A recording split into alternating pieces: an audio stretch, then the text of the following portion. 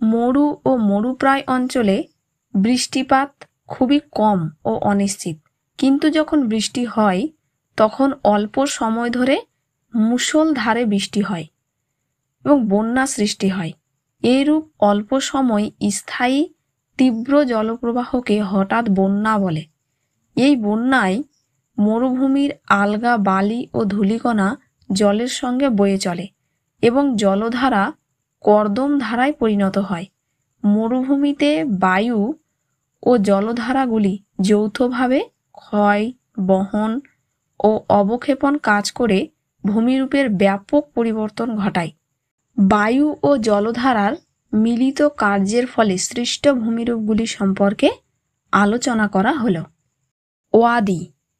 আরবি শব্দ ওয়াদি এর অর্থ শুষ্ক উপত্যকা। মরু অঞ্চলে বালুকা রাশির মধ্যে হঠাৎ বন্যার জল তার প্রবাহপথে বেশিক্ষণ দাঁড়িয়ে থাকতে পারে না, কিন্তু তার প্রবাহপথের চিহ্নস্বরূপ শুষ্ক খাতটি পড়ে থাকে। এইরূপ শুষ্ক খাতকে ওয়াদি বলে। এই ওয়াদি আবার থর মরুভূমিতে নালা নামে পরিচিত, বা যুক্তরাষ্ট্রে ওয়াস নামে, আর স্পেনে অ্যারো বলা হয়। পেডিমেন্ট। পেডি এর অর্থ পাদদেশ এবং মন্ট শব্দের অর্থ পর্বত। ভূতত্ত্ববিদ গ্রোভ কার্ল গিলবার্ট পেডিমেন্ট নামকরণ করেন। মরু অঞ্চলে ইনসেলবার্জ বা বিচ্ছিন্ন পর্বতগুলির পাদদেশীয় ঢালের উঁচু অংশে ও বাজাদার ঊর্ধ্ব সীমানায় বায়ু ও জলধারার ক্ষয় ও সঞ্চয় কাজের ফলে উন্মুক্ত ভূমিশিলা গঠিত যে মৃদু ঢালু সমভূমি গড়ে ওঠে তাকে পাদদেশীয় সমভূমি বলে। মরুভূমির মধ্যে অবস্থিত পর্বতের পাদদেশে বায়ু প্রবাহের ক্ষয়কার্যের ফলে এক প্রকার প্রায় সমতল ভূমির সৃষ্টি হয়। এরূপ প্রায় সমতল ভূমির ওপরের অংশ বেশ ঢালু হলেও তার নিচের অংশ মোটামুটি সমতল বলে এখানে ছোট ছোট জলধারাবাহিত শিলাচূর্ণ, নুড়ি, কাঁকর, বালি, কাদা ইত্যাদি সঞ্চিত হয়ে সমভূমি গঠন করেছে। এভাবে বায়ুর ক্ষয়কার্য ও জলধারার সঞ্চয় কার্য যুগ্মভাবে মরুভূমির মধ্যস্থিত পার্বত্য অঞ্চলের পাদদেশে যে সমতল ভূমি গঠন করেছে তাকে পেডিমেন্ট বলে। আফ্রিকার সাহারা মরুভূমির উত্তর পশ্চিম প্রান্তে পেডিমেন্ট লক্ষ্য করা যায়। বাহাদা হলো একটি স্পেনীয় শব্দ যার অর্থ ঢাল।